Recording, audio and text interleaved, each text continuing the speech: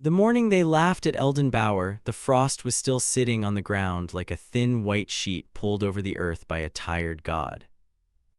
It was the first Saturday of October, 1962. The sale barn parking lot in Harlan, Iowa, Shelby County, was full of pickup trucks and proud men, and the particular kind of cruelty that only comes when people have gathered in a crowd and forgotten that they were raised better.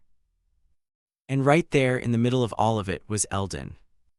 62 years old, 5'8" on a good day, wearing the same canvas jacket he'd worn since the Truman administration, standing next to a 1952 Farmall M that had more rust on her than paint, a machine that looked to every man in that parking lot like it belonged in a salvage yard.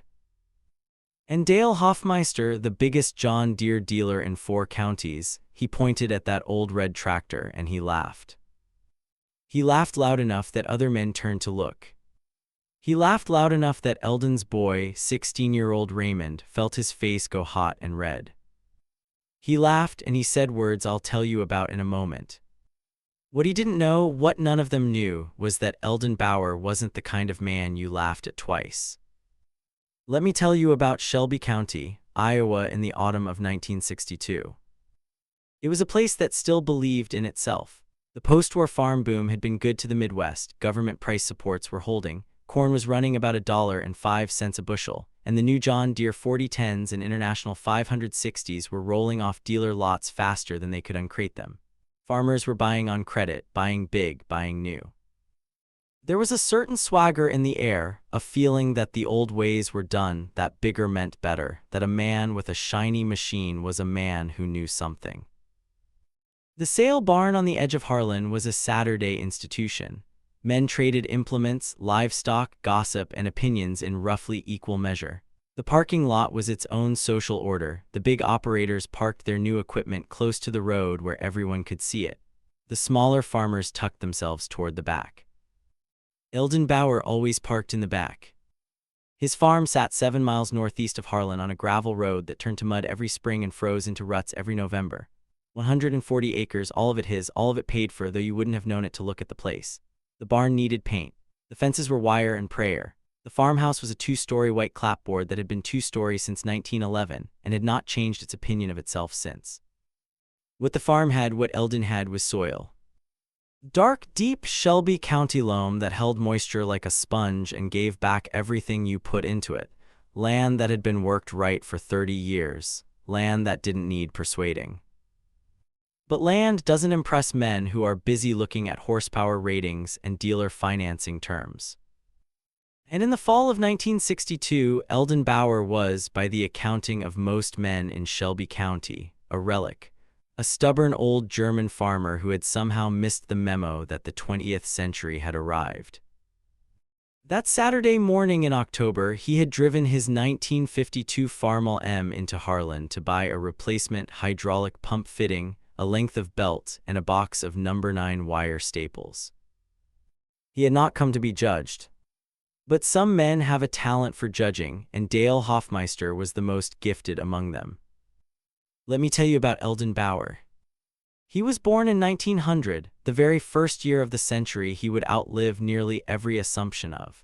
His father, Werner Bauer, had come from Württemberg, Germany in 1887 with $40, a strong back, and a Lutheran stubbornness that his descendants would inherit like a dominant gene.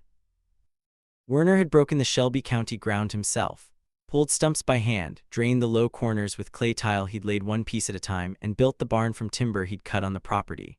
By the time Eldon was old enough to follow his father into the fields, the land was already something, already shaped, already tended, already alive in the way that only ground that has been loved properly can be alive. Eldon had graduated from Harlan High School in 1918, spent 6 months in an army training camp in Georgia waiting for a war that ended before he shipped out, and came straight back to the farm. He had never lived anywhere else, never wanted to.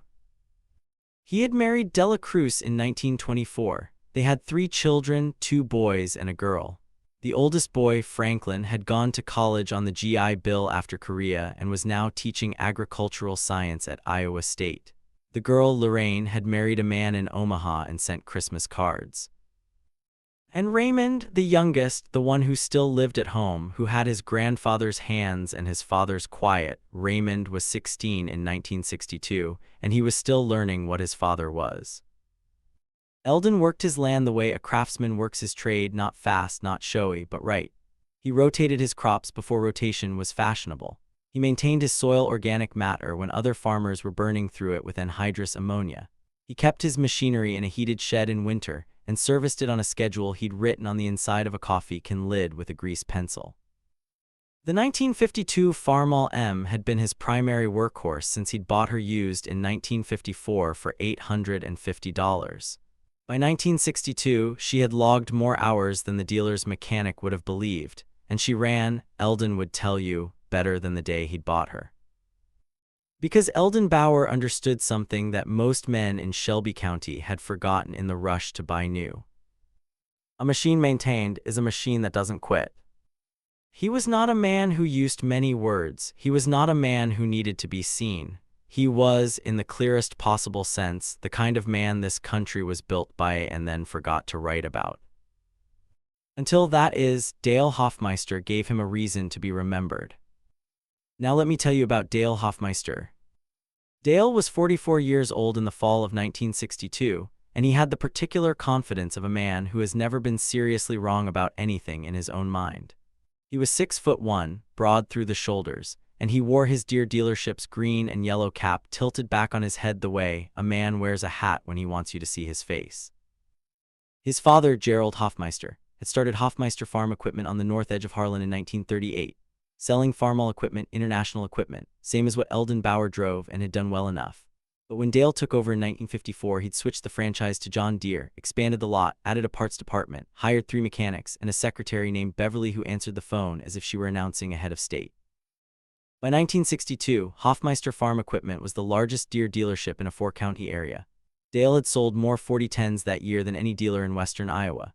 He drove a 1961 Ford F100 with a custom cab and he kept it clean. His boots were always polished. His handshake was the practiced kind, firm, with eye contact, the handshake of a man who had read a book about salesmanship. He was not, to be clear, a stupid man. He knew the equipment. He could quote financing terms from memory. He understood what farmers needed to hear, and he was gifted at saying it. But Dale Hoffmeister had a weakness that confident men often share. He had confused success with wisdom. Because he had sold a great many new tractors to a great many farmers on credit terms that looked attractive in October and less attractive by March, Dale had come to believe that the direction of progress was always forward, always bigger, always newer. The man with the old equipment wasn't just behind, he was wrong. He was an embarrassment. A cautionary tale to be displayed for the benefit of the farmers who were still deciding whether to sign the financing papers. And when he saw Eldon Bauer's 1952 Farmall M parked in that sale barn lot, when he saw that old red machine with her cracked seat cover and her faded decals and the slight lean she had developed from 100,000 turns on hillside ground, Dale Hoffmeister saw an opportunity. Not an opportunity to help. An opportunity to perform. There were perhaps 30 men in that parking lot when it happened. Farmers, mostly, a few implement dealers. The county extension agent, a young man named Prescott, who had been in his job 11 months and was still under the impression that his opinions were welcome. Eldon had backed his Farmall M into a space near the back fence and was tying down a canvas tarp over a small load of fence posts he'd bought inside when Dale Hoffmeister walked over with 2 other men, Phil Arendt, who ran 600 acres over near Portsmouth, and a man named Garver from the Deere financing office in Council Bluffs who was visiting the territory that week. Let me tell you exactly how it started, because the details matter. Dale stopped maybe 10 feet from the back of the Farmall M, put one boot up on the running board of a nearby trailer, and looked at the tractor the way a man looks at something he finds faintly ridiculous. Then he looked at Garver from Council Bluffs and said, loudly enough to be heard, "There she is. There's what the Bauer operation is running on." He said it the way a museum docent points at an artifact. Phil Arendt snorted. Garver from Council Bluffs smiled, the careful smile of a man who doesn't quite know the local politics but wants to seem like he does. Eldon kept tying down his tarp. "Eldon," Dale said, moving closer now, "I have been meaning to talk to you about that machine. I had a customer last week who wanted to know what a 52M was worth as trade-in." He paused. I told him not to bother. A few men nearby had turned to listen. This was the sale barn lot on a Saturday morning. Entertainment was where you found it. That's so, Eldon said. He did not look up. I could probably get you into a 30-10 on a payment you could manage, Dale went on. Or if you want to stay with International, I know a man over in Atlantic who carries the 560, though I don't know why you'd want to. He gestured at the Farmall. This thing's what, 10 years old, older. You're running how many acres on her? 140, Eldon said. 140, Dale repeated it the way you repeat something that proves a point. Eldon, Phil here is running 600 on a pair of 4010s. Modern hydraulics, live PTO, power steering. You know what he planted this year? Eldon said nothing. 140 acres. Dale shook his head with the theatrical sadness of a man who is not sad at all. Same ground your daddy broke, and you're running it on a machine that was already used when Eisenhower was inaugurated. That got a laugh, not from everyone, but from enough. Raymond Bauer, 16 years old, standing on the far side of the Farmall M, felt his jaw tighten. Now let me pause here and ask you something. Have you ever been in a moment, in a room, in a parking lot, anywhere, where someone was being publicly diminished and the sound of other people laughing was the worst part of it, where the laughter was the thing that did the damage more than the words themselves? That was this moment. And Eldon Bauer stood through it the way a good fence post stands through weather. He did not stiffen. He did not flush. He finished tying his tarp. He straightened up, and for the first time he looked directly at Dale Hoffmeister with a pair of gray eyes that, Raymond would tell you 60 years later, were not angry. They were patient. They were enormously, dangerously patient. She runs, Eldon said. That was all. Dale laughed again. He looked at Garver. She runs, he said, as if the words were the punchline themselves. That's the Bauer standard of excellence right there. She runs. More laughter. The extension agent, Prescott, looked at his shoes. And Dale Hoffmeister, emboldened by the crowd, made the mistake that defined the rest of his life. Eldon, he said loud enough for every man in that parking lot to hear, I'll make you a sporting offer. Spring planting, first week of May. I bring my best 4010 and my best operator. You bring that old coffee grinder. We plant side-by-side fields, same acreage, same seed corn. We see who finishes first, and we see who yields higher come October. He grinned. Loser buys dinner at the Harlan Hotel. And Eldon, I'm telling you right now, you're going to owe me a steak. He said it for the crowd. He said it so everyone would hear it and remember it and tell the story of how Dale Hoffmeister put the old Bauer man in his place. He had not considered, he was not the kind of man who considered, that Eldon might accept. Eldon looked at him for a long moment. Then he said, all right. Just like that. And Dale Hoffmeister smiled the smile of a man who has already won, because he did not yet understand what kind of man he was dealing with. Let me tell you what Eldon Bauer knew. He knew it the way a man knows something he has learned slowly over decades, by paying attention when everyone else was talking.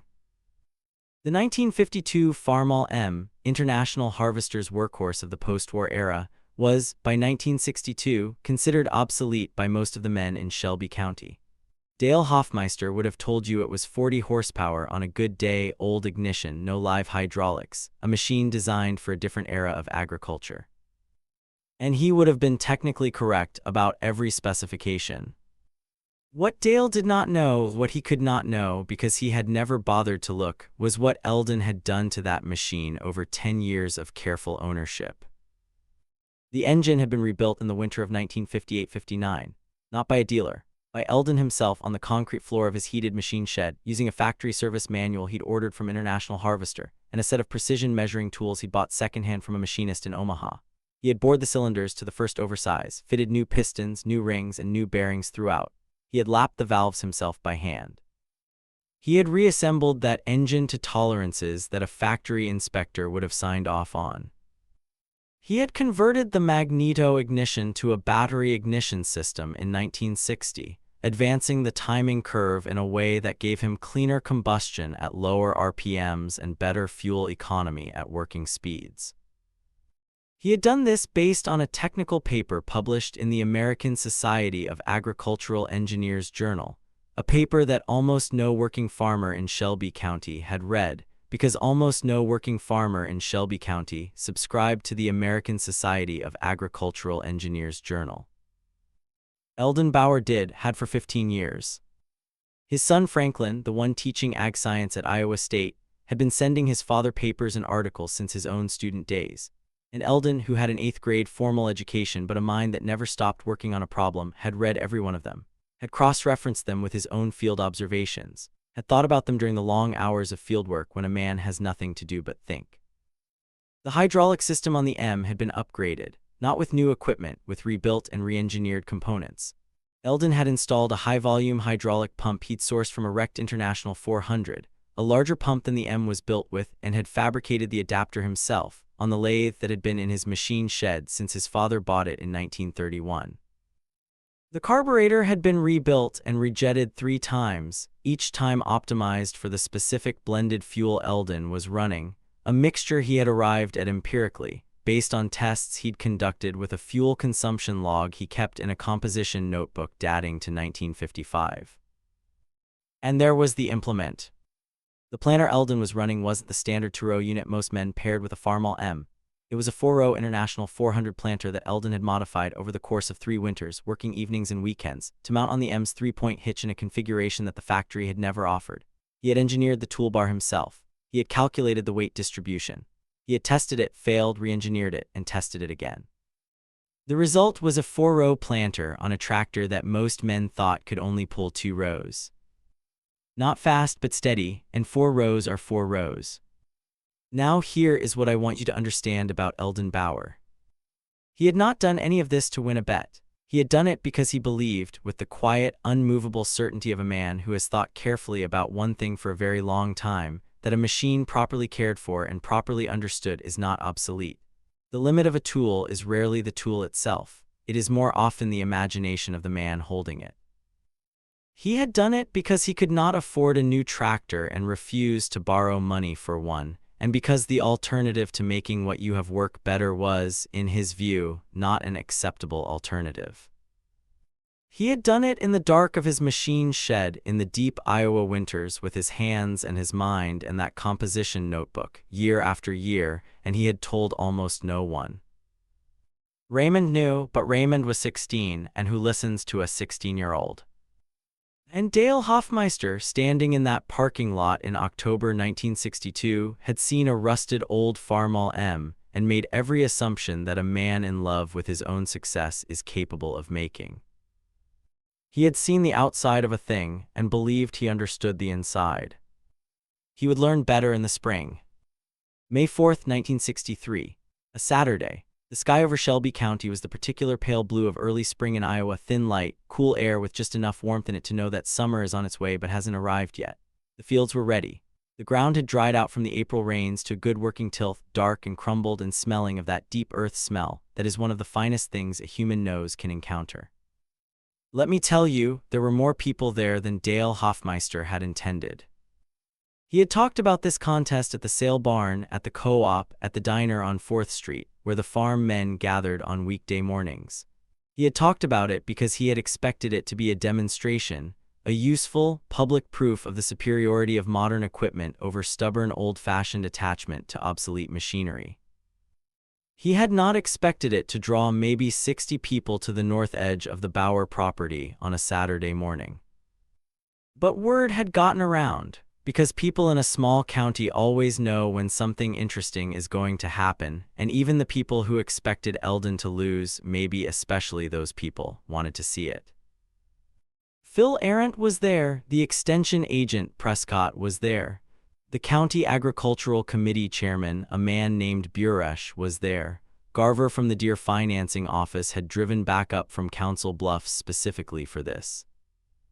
Dale Hoffmeister arrived at 7:30 in the morning in his F-100, towing a trailer with a 1962 John Deere 4010 that was so clean it looked like it had been detailed. Green and yellow new rubber, the big 6-cylinder diesel engine that was the pride of the 2 John line. His operator was a young man named Cross, 26 years old, who had grown up on equipment and had been running big tractors since he was 14. Dale had personally selected him. The 4010 would pull a 4-row planter, International 230 unit, also brand new. 4 rows, 140 acres. At the 4010's working speed, Dale's estimate had the job done in a day and a half. Eldon arrived at 7:45. He came down the gravel lane in the Farmall M at her road speed, which was not fast, and the sound of her engine was what you noticed first. That flathead four-cylinder note, a sound that was as much a part of Iowa spring as robins in mud, not the bass rumble of the diesel 4010, something older, something that had been singing this particular song for 30 years in this particular part of the world. He had Raymond with him in the old International pickup, and Raymond was carrying the toolbox. When Eldon pulled up and the people standing along the fence got their first good look at his planter, the 4-row toolbar, custom-built, mounted clean and square, there was a murmur, not of admiration exactly, more of uncertainty. People had expected 2 rows, they saw 4. Dale Hoffmeister walked over and looked at it, and for a moment, just a moment, something flickered behind his eyes, but he recovered quickly. 4 rows, he said. On a Farmall M, he shook his head. Eldon, I hope you've got a good mechanic on call. Got Raymond, Eldon said. The rules were simple. They had agreed on them in October and confirmed them by handshake in March. 70 acres each, adjacent fields, same seed corn, Pioneer 3304A hybrid, bagged and pre-measured, delivered by the co-op to both men the previous Thursday. Same planting depth, same row spacing. They'd start together at 8 o'clock. The man who finished his 70 acres first was done. Yield comparison in October. Let me pause here and ask you something. Have you ever watched a man do a thing he has prepared for, quietly and alone, for years? There is a particular quality to it, a lack of waste, an absence of drama in the motion itself, even when the thing he is doing is dramatic. That was Eldon Bauer at 8 o'clock on the morning of May 4, 1963. He lowered that 4-row planter into the ground at the north end of his field, and he began. Craws on the 4010 was quick off the mark, the diesel engine settling into its working note, the planter dropping clean, the big tractor moving at a pace that made some of the men along the fence nod approvingly. Modern, efficient, sure. But Eldon was steady. Let me tell you what steady means on a piece of ground that a man has farmed for 40 years. It means he knows where the soft corner is, northeast of the field, where the drainage tile runs, and he adjusts his approach so he doesn't bog down and lose time getting out. Craws hit that corner at full working speed and spent 14 minutes getting the 4010 unstuck. 14 minutes. In planting season, that is not a small number. It means he knows the slight slope on the south end where a planter moving too fast will bounce and give you skips in the stand. Eldon never gave you skips. His rows were textbook uniform spacing, uniform depth, uniform plant emergence. He had calibrated that planter over 3 winters. It did not give skips. It means he had set his headland turns to the minimum footprint necessary, practiced until the motion was automatic, so that the time spent turning at the end of each pass was a fraction of what Craws, unfamiliar with the field, was taking. By noon, they were roughly even. The crowd had thinned slightly, men had gone home for dinner and come back. Dale Hoffmeister had stopped leaning on the fence with his arms crossed and was now standing upright, watching more carefully. By 3 in the afternoon, Eldon was ahead. Not dramatically, not in a way you could see clearly from the fence without walking the field. But the people who walked the field, and several of them did, came back with a specific look on their faces. The look of a calculation being revised.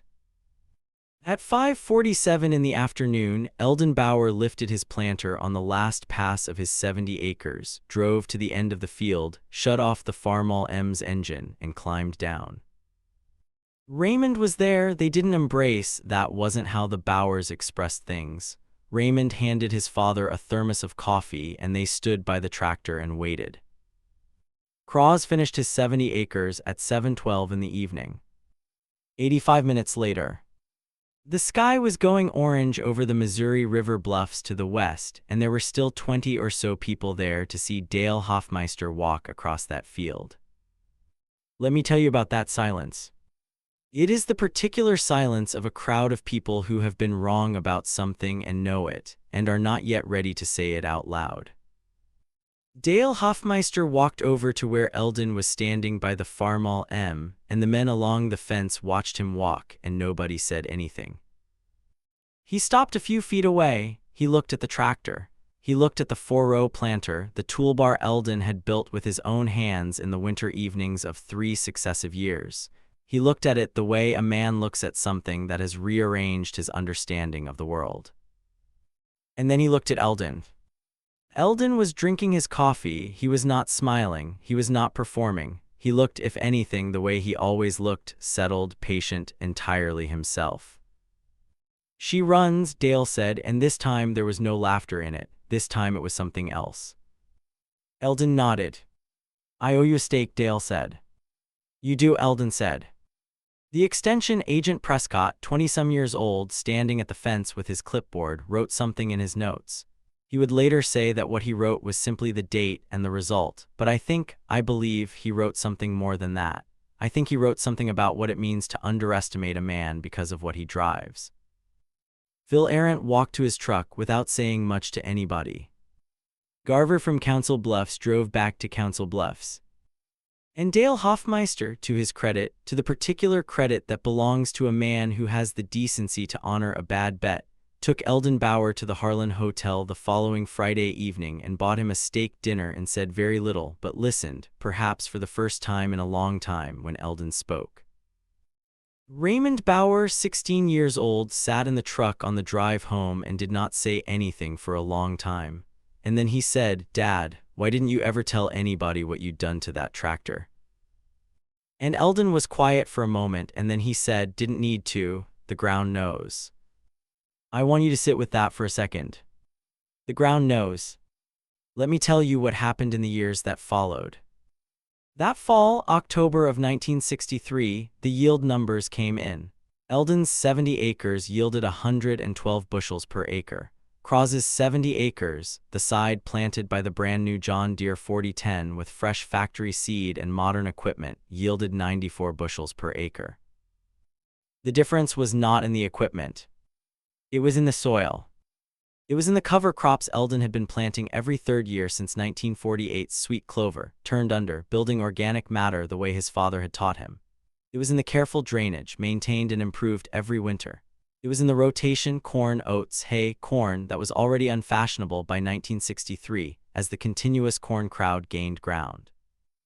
It was in what Eldon had been doing to that land for decades before any tractor entered the equation. The ground knew. News of the planting contest spread across Shelby County, the way news always spread in those communities, slowly at first by word of mouth over coffee at the co-op, between men who had been there and men who wished they had been.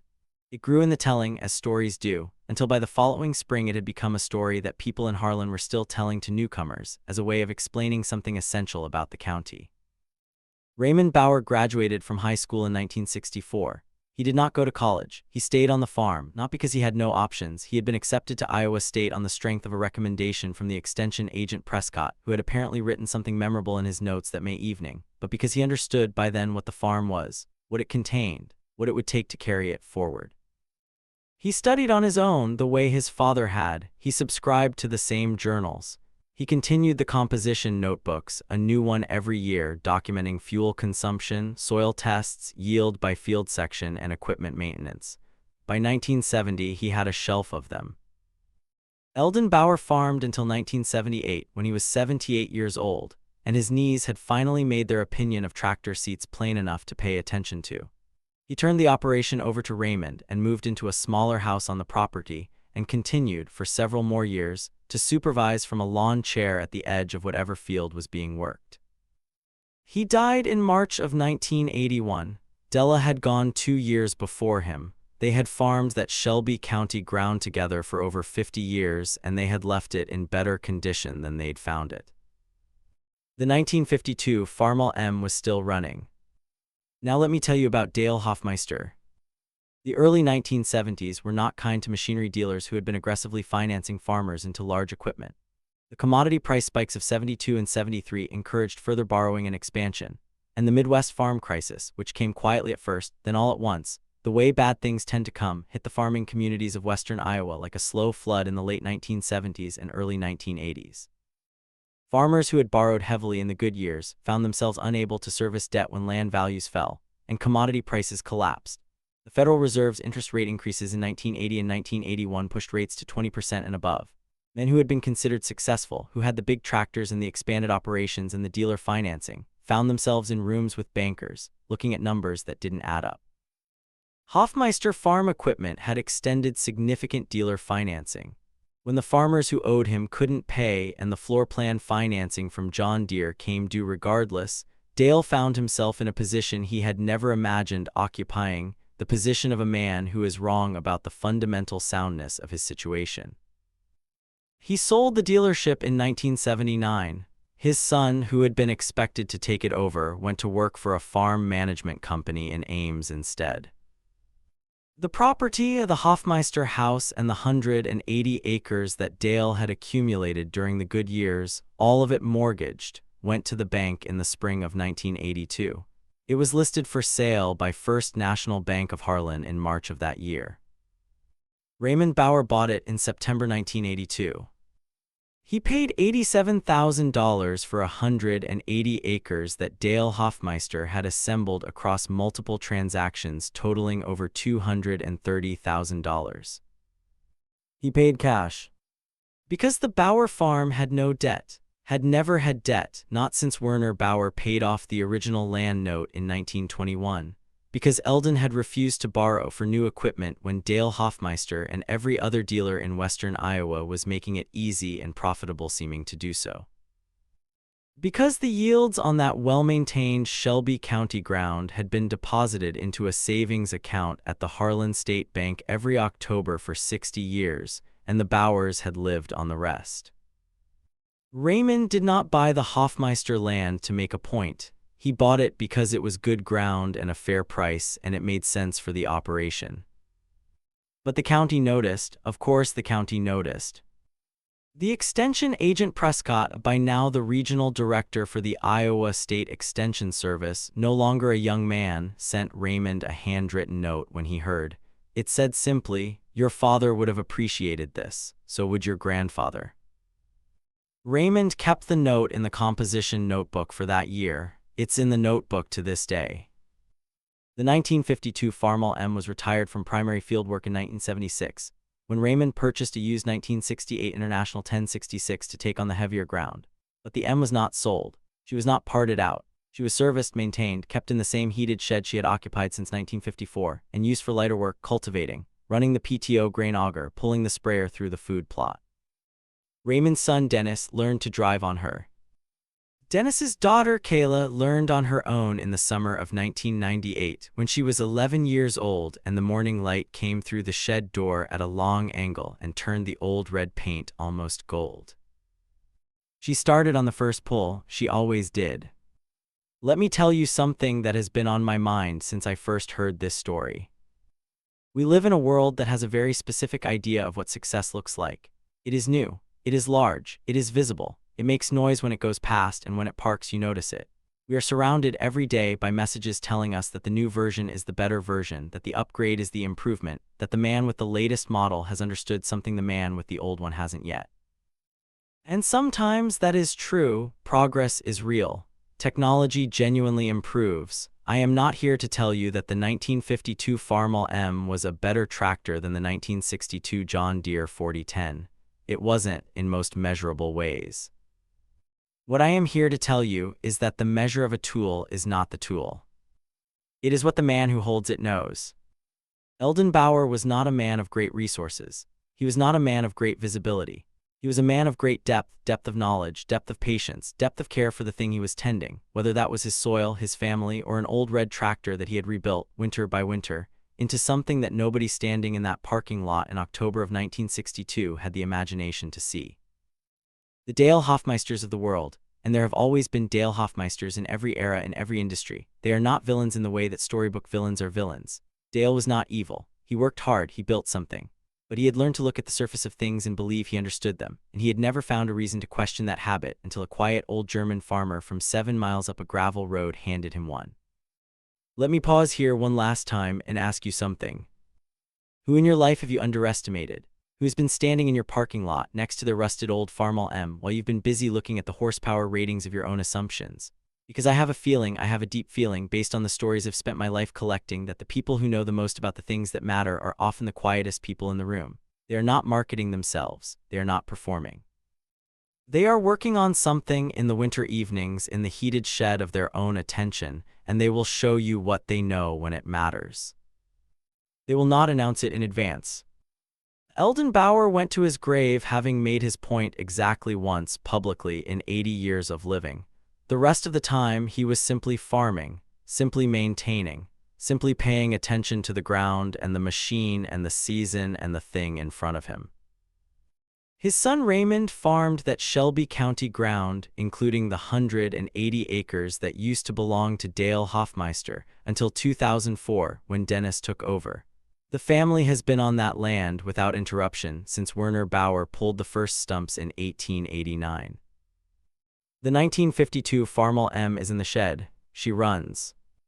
And somewhere out there, on a gravel road 7 miles northeast of Harlan, there is soil that has been loved right for over 100 years, soil that is darker and deeper and richer than it was when the first plow touched it, because the people who worked it understood something that all the shiny equipment in all the dealership lots in western Iowa could not teach. The ground knows. Take care of the thing in your care, learn it deeply, maintain it patiently, ignore the people who judge by appearance. Do the work in the quiet and the dark and the winter evenings, and when the spring comes, let the field speak for you.